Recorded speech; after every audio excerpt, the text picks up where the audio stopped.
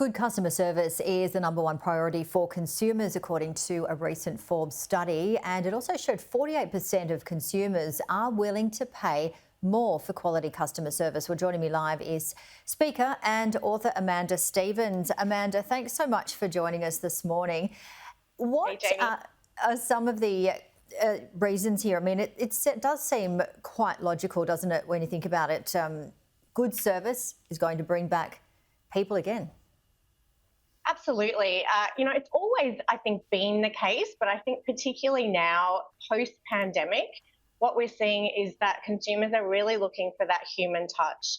The things that we've heard so much about AI and technology in the last 12 months. And I think what we're seeing now is almost a little bit of a pendulum swing. And I think consumers are really looking for the best of high tech and the best of high touch. They're looking and gravitating to brands that are really providing that personalised human experience that AI and technology simply can't replicate.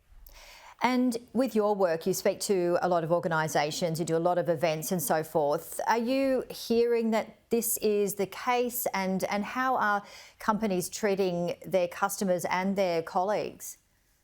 Yeah, really, I think that the current research shows that consumers are not only willing to spend more for a really good customer service and a good customer experience, they're actually prepared to spend up to 12 to 16%, the research shows, more with a brand that delivers a great experience. So I think what we're going to see in the next 12 months and looking to 2024, as a consumer futurist, a lot of people say, what's the trend, what's on the horizon for the next 12 months? And I think what we're going to continue to see is consumers gravitating to businesses and brands that do provide that personalised service, that do wrap around a really, human touch to their product or service. And have you seen any particular areas of products and so forth that are leading the way? Yeah, I think we're seeing some, not just, really good customer experience initiatives. We're actually seeing that really evolve into innovation. I think a really good example is the cruise industry. Now, if you look at the cruise industry, it was obviously the worst hit of the travel sector during the pandemic, but it's actually been the fastest to bounce back. And I think what we're seeing in that particular sector is some brands and businesses really focus on innovation and really reimagine what the cruise experience looks like from a consumer perspective. And as a result, we're seeing that is the fastest growing sector of the travel industry right now, which you couldn't have imagined 3 years ago. And we're seeing some brands like Virgin, for example, have completely reimagined the cruise experience, and other brands in that sector, the cruise experience, and they, as a result, tapping into whole new consumer segments that wouldn't ever have considered cruising just a few years ago. So I think we're going to continue to see the evolution of that customer experience-led innovation.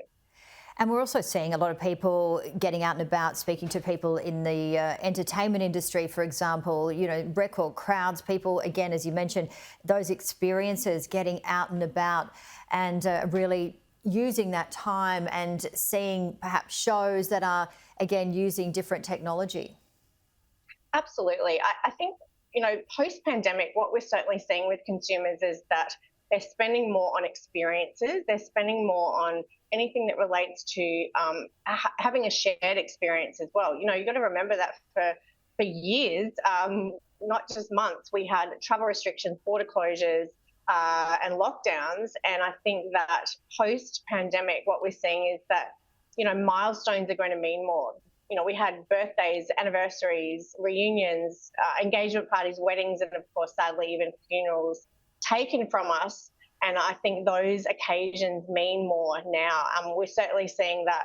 I think that's one of the key drivers that we've seen of the retail spend leading into Christmas, really defying all predictions and actually increasing.